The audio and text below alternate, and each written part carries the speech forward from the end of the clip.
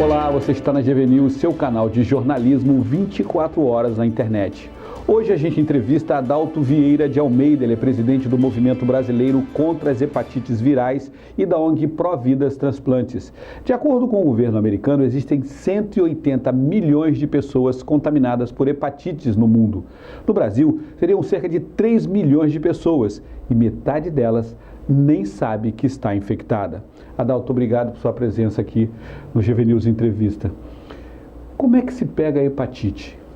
Bom, Roberto, primeiro eu quero agradecer a vocês pelo convite e a oportunidade de falar desse mal que nos assusta muito. Como você colocou bem no início, são cerca de 3 milhões, não é possível estimar um número exato, mas cerca de 3 milhões de pessoas estão hoje convivendo com a hepatite C. E hepatite C e hepatite B também. E essas pessoas realmente não fizeram ainda diagnóstico, não sabem da doença, não estão em tratamento, o que é uma calamidade de certa forma, né?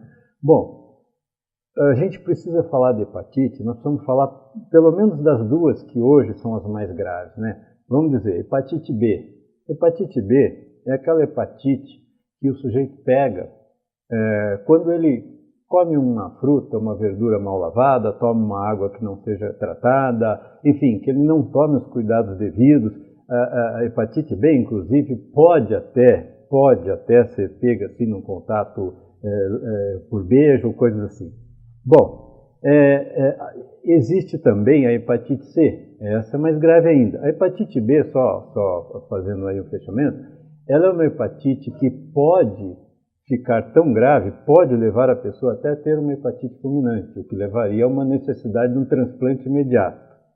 E para ela, é importante que as pessoas saibam que para a hepatite B, para a pessoa não pegar a hepatite B, é simples. Basta ela se dirigir a um posto de saúde e solicitar para que seja feito nela as 3 doses da vacina. A pessoa vai ao posto de saúde, toma a primeira dose hoje, daqui a 30 dias toma a segunda dose e daqui a 6 meses toma a terceira dose. Feito isso sem interrupção, a pessoa está imunizada contra a hepatite B. Bom, no caso da hepatite C, a coisa é um pouco diferente ou muito diferente, né? Até 2013, por exemplo, era sabido que não tinha cura.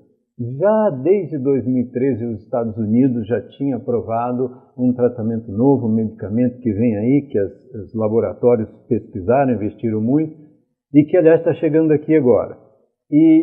Bom, a hepatite C, então, não tinha cura, e é uma hepatite que leva o cidadão a ter cirrose hepática, ele pode ter um carcinoma hepatocelular, e ele, obviamente, vai acabar indo para o transplante.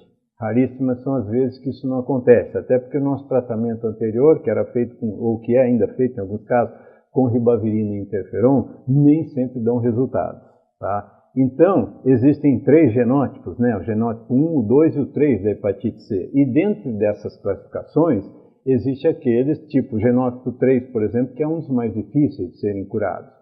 Então agora, com essa nova medicação que está chegando agora, existe a possibilidade, sim, da cura de até 93% das pessoas. Mas, para se chegar à cura, para se estancar esse mal que nós vivemos hoje, é necessário que as pessoas, principalmente, digamos aquelas pessoas de 35, 40 anos para cima, que são as pessoas que lá atrás poderiam ter sofrido uma transfusão sanguínea, poderiam ter feito uma cirurgia de alto potencial, pessoas que frequentam manicures e não têm os seus aparelhos individuais, pessoas que, enfim, tiveram algum contato com material pérfuro cortante e que não foram esterilizados como se deve. E é bom frisar até nesse ponto aí que há muita gente, onde eu ando, dou palestras sobre isso, e muitas manicures às vezes me questionam, Adalto, mas eu tenho um forninho. Ora, eu falo muito sobre isso, insisto e deixo claro aqui para as manicures que puderem estar vendo e ouvindo agora, e a população em geral, forninho não resolve, o que resolve é autoclave. E não é todo mundo que tem autoclave, ou que tem um poder aquisitivo para adquirir um produto que custa mais de R$1.000, que não é tão caro, mas é a realidade brasileira. Isso, então, cria um agravante.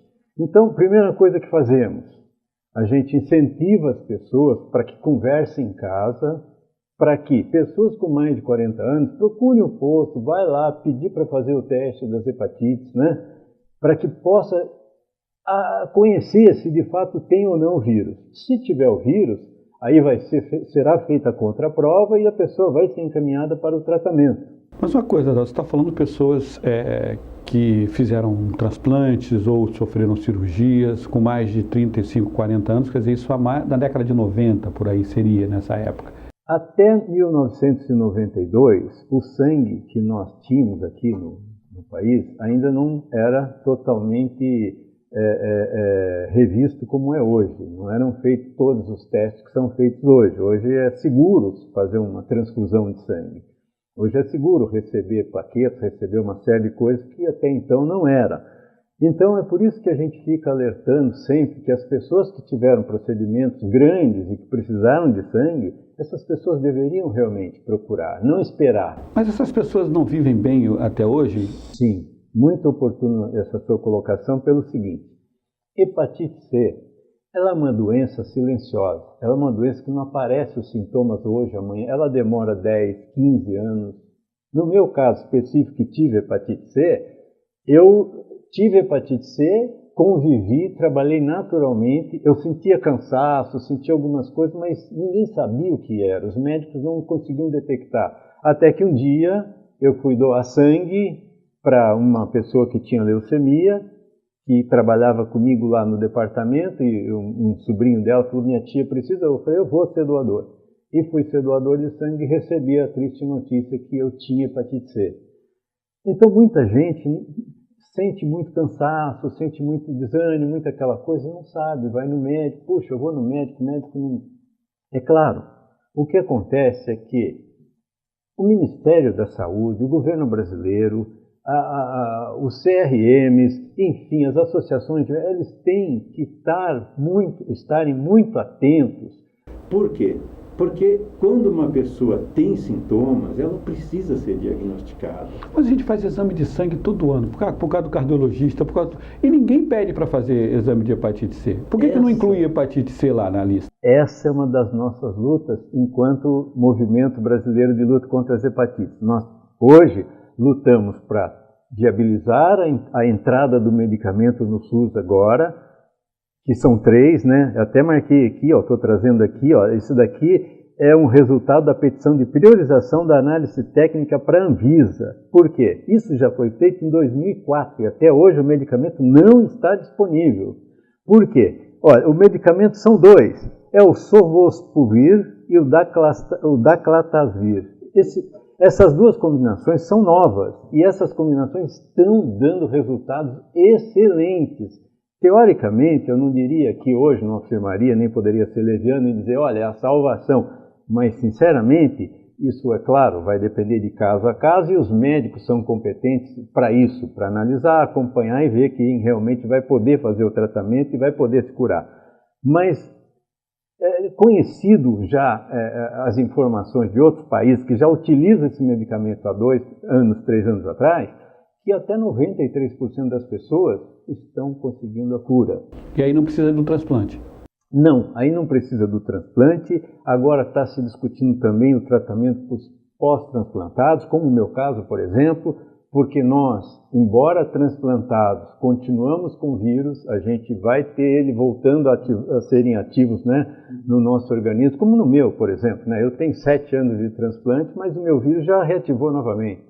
Então, quer dizer, é uma grande esperança para todos que estão esperando, que estão assim, desejando sair desse sofrimento que é a hepatite. Sim, mas por que os médicos não pedem exame de hepatite lá para a gente poder saber que você está com hepatite? Quando a gente vai fazer? O meu cardiologista pede uma vez por ano para fazer aquela bateria de exames. Sabe o que acontece, Roberto? É que assim, né, a medicina, ela é uma medicina curativa.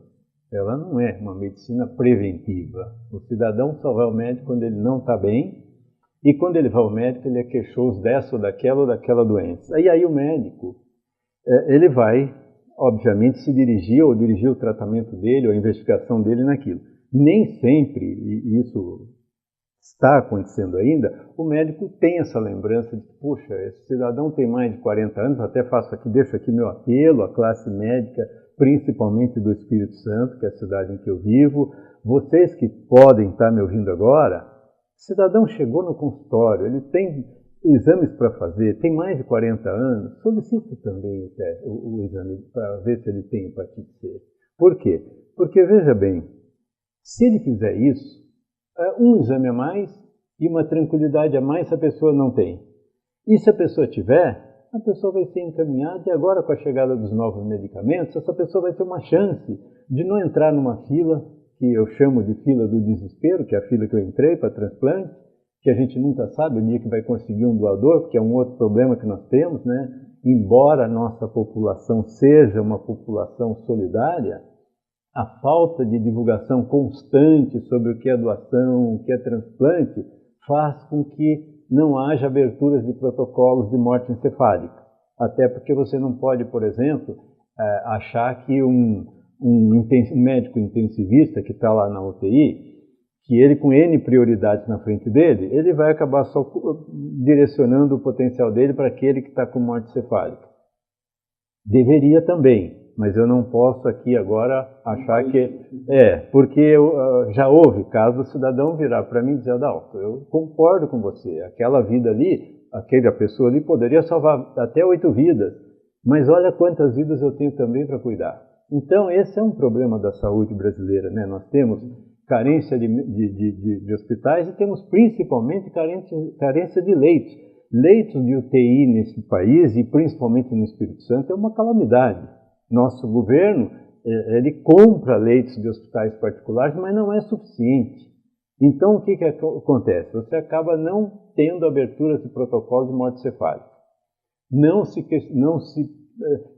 vê um potencial doador, uma pessoa que morreu por morte cefálica, tem um quadro de ser um potencial doador, isso nem sempre é levado adiante, e a entrevista familiar também, muitas vezes, ela não é realizada por pessoas que tenha assim, uma preparação técnica. É sempre aquele que está ali na hora, ou médico ou enfermeiro. Quer doar ou não quer doar? É a pergunta.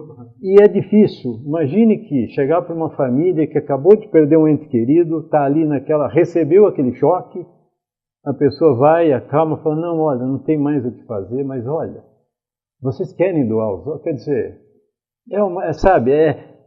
a pessoa não respirou ainda. Eu sempre digo, gente, pelo amor de Deus, precisa se dar a notícia, fazer com que a família possa assimilar a notícia, acolher essa família, porque é um momento doloroso, depois sim, com calma, sentar, deixa a coisa clarear e vem em conversa. Porque realmente hoje, da última vez que eu estive aqui no seu programa, até eu fiz uma pergunta que eu gostaria de repetir agora aqui para os seus telespectadores. Eu pergunto olhando para vocês assim, o que você vai fazer com seus órgãos quando você morrer? Você nunca pensou nisso, porque a gente nunca pensa em morrer. Mas olha só, tenho 3 alternativas. A primeira é enterrá-los naturalmente, como se faz a vida inteira. A segunda é cremá-los também naturalmente. A terceira, você poderia conversar com a sua família e dizer, olha, o dia que eu vier a falecer, se eu tiver condições de ser um doador, gostaria que doasse meus órgãos. Porque você vai estar salvando até 8 vidas de pessoas, como eu, por exemplo, que estou aqui, olha, sobrevivendo e lutando por essas causas, porque uma mãe, no momento mais dramático dela, que perdeu um filho, resolveu dizer sim. Se ela tivesse dito não, eu não estaria aqui há 7 anos atrás. Pensa nisso. É interessante isso daí. Converse na sua família, porque só a família tem o poder de autorizar a doação. Só a família dá. O corpo é da família, né? Sem dúvida. Quer dizer, não adianta querer documento de identidade, nenhum nada deles, disso não. vai. Inclusive é bom você colocar isso, graças a Deus você é uma pessoa esclarecida nisso, porque as pessoas também me perguntam, mas eu já tenho na minha carteirinha, porque existia esse... Olha, isso foi abolido lá em 2002, 2003, porque havia aquela coisa da pessoa ter amigos e tal, e numa necessidade de mostrar a identidade, estava escrito sou doador, o amigo virava e falava, nossa, você é louco, você é doador, se você for internado vão te arrancar tudo. Espera, não é bem assim. A legislação do transplante é rígida, é uma legislação federal. Os médicos têm que ser credenciados. Os hospitais têm que ser credenciados, não se faz transplante, retira órgão em qualquer lugar. A morte encefálica tem que ser comprovada por exames técnicos, científicos, por exames laboratoriais, enfim, existe todo um conjunto por cima disso e, inclusive é interessante isso, a família tem que saber que a partir do momento que foi dito, olha, o seu ente querido está em morte encefálica, ela pode sim colocar o médico da confiança dela para acompanhar todo o processo. E daí, comprovado e conversado com a família, caso a família entenda que vai fazer a doação, daí sim vai começar o procedimento da captação e tudo que tem que ser feito. Mas tudo dentro de um critério rigoroso, prescrito em lei federal, com muito cuidado. As penas são rigorosíssimas. São rigorosíssimas, a coisa de 6 anos, por aí.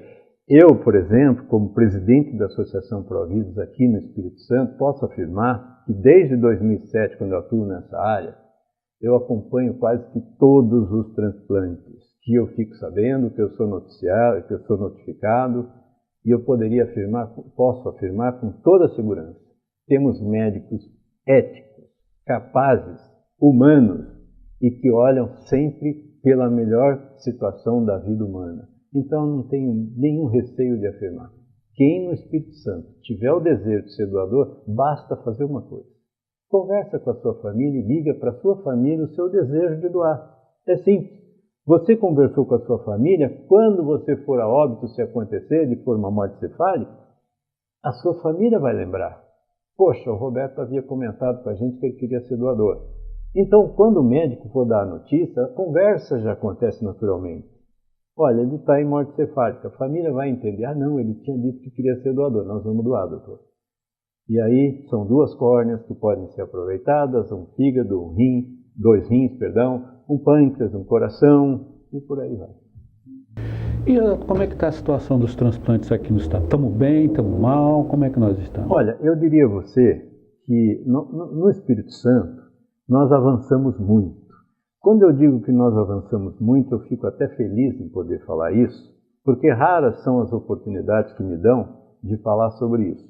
Mas eu diria a você que, pegando aqui uma estatística que me é passada pelo próprio governo, a gente pode ver aqui que houve uma grande evolução nos transplantes no Espírito Santo a partir de 2007 para cá.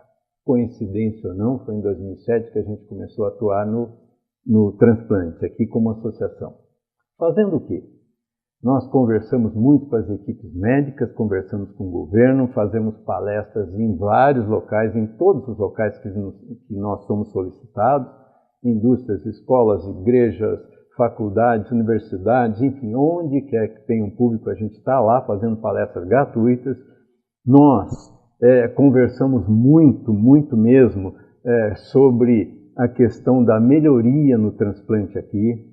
A Secretaria Estadual, na época em que estava lá o senhor Anselmo Tosi, nos deu muito ouvido. Ele e o atual governador Paulo Artung foram parceiros de primeira ordem na outra gestão deles. Nessa gestão que passou, eu não tive muita aproximação, foi uma gestão, na questão da nossa conversa, meio apagada. E nessa nova gestão do governador Paulo Artung, ainda estamos iniciando conversas. Mas eu penso que nós, como associação, isso dito por vários médicos que me conhecem, tivemos e temos um papel fundamental aqui no Estado. Então eu penso o seguinte, se você observar hoje que o transplante hoje está bom, ele poderia estar muito melhor. Ele hoje está mantendo uma média boa, mas o resultado somado dos transplantes precisa se levar em conta que normalmente se soma também os transplantes de córnea. E aí, é claro, o número aumenta muito.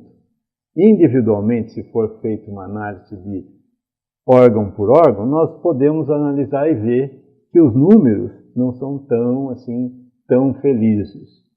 Mas o trabalho que está sendo feito hoje, o trabalho que já vinha sendo feito pelas equipes transplantadoras, que eu repito, são excelentes. Nós temos o privilégio de ter aqui no Espírito Santo médicos de a mais alta competência trabalhando com transplante.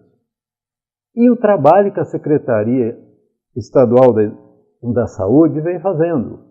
É claro que eu, enquanto presidente de ONG, ativista que sou, vou sempre estar cobrando, né? Meu governador, meu secretário da saúde, vamos botar aí um pouco mais de informação para a população, vamos divulgar mais o transplante, assim como as hepatites. Está na hora da gente fazer uma campanha.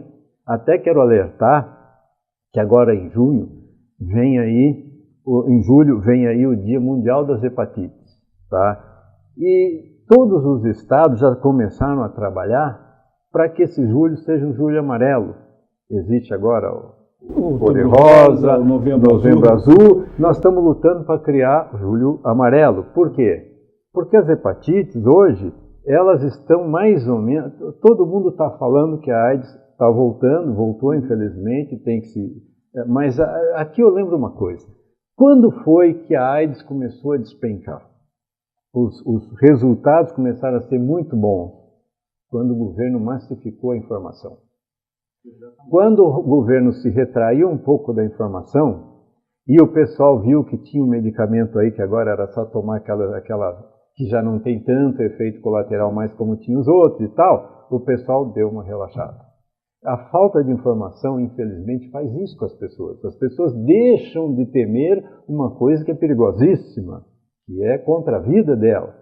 Agora, você imagina a hepatite que nós não falamos abertamente, que os nossos governos não falam abertamente e que a gente fica aí por trás martelando as ONGs do país inteiro, que agora eu estou presidindo o movimento, ficam martelando, fazendo o seu trabalho de pinga-pinga, de formiguinha. Isso é a nossa luta principal no Ministério. Hoje nós temos duas. Enfrentamos agora essa luta com os medicamentos que estão quase aí na boca, ainda não estão liberados. Eu creio, pessoalmente, sem falar das promessas de Ministério, Anvisa e tudo mais, eu creio que vai demorar mais uns 3 a 4 meses para isso ainda estar disponível. Por quê?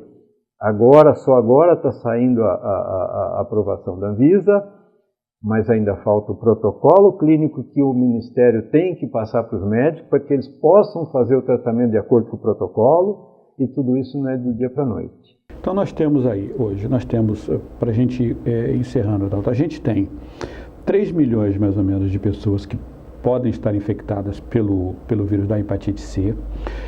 Metade dessas pessoas não sabem que tem o vírus, então é necessária uma campanha de massificação para que elas procurem os postos de saúde para fazer o teste para ver se tem hepatite C.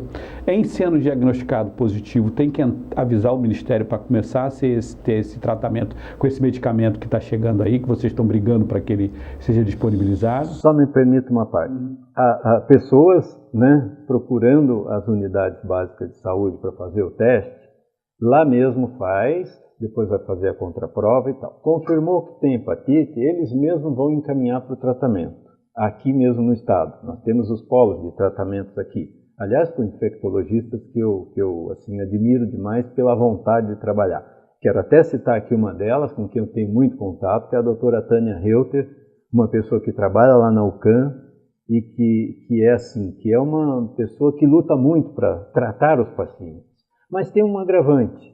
Um dia conversando até, eu falei, poxa, mas doutora Tânia, você não está tratando tanto Ercladal. Eu tenho capacidade e quero tratar muito mais pacientes. O problema é eles chegarem para mim. Eu não posso ir lá buscar o paciente lá. Sim, quer dizer, as pessoas têm que fazer o teste, saber que tem hepatite e procurar o tratamento. Sim, eles são encaminhados. São encaminhados. É. E se tratando com esse medicamento que vai chegar aí, que você está com 3 ou 4 meses, deve haver uma grande redução do número de pessoas que serão encaminhadas para transplante. Porque hoje quem tem hepatite C, ao longo prazo, terá que fazer um transplante se não tomar o medicamento. É isso que acontece. Hoje no estado, não sei se isso já mudou, mas há 2 anos eu conversei muito sobre isso. Aqui no estado, o transplante hepático, ele era mais ou menos uma metade a metade, ou seja, metade por cirrose alcoólica e metade por hepatite. Não poderia afirmar como é que está esse quadro hoje, mas é mais ou menos por aí. Então, o que vai acontecer? Fazendo com que esse protocolo seja ativado, o medicamento seja disponibilizado, o primeiro objetivo do Ministério é tratar cerca de 40 mil.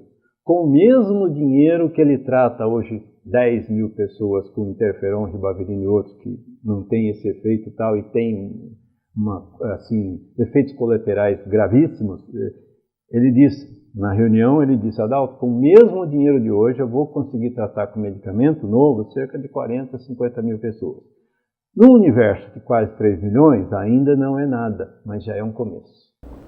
Então, os médicos é que terão a capacidade que eles já têm de poder definir esse paciente pode ser tratado, esse não pode, qual é o caso, porque isso é caso a caso, né? Nosso organismo não dá para generalizar. Mas estou muito esperançoso, Roberto, agradeço enormemente essa oportunidade que você está me dando novamente e quero deixar esse recado então. Vamos divulgar, fazer a informação chegar, que é preciso. Hepatite C agora tem cura. Ok, obrigado por sua entrevista. A gente volta daqui a pouco com uma nova notícia. GV News, porque informação é coisa séria.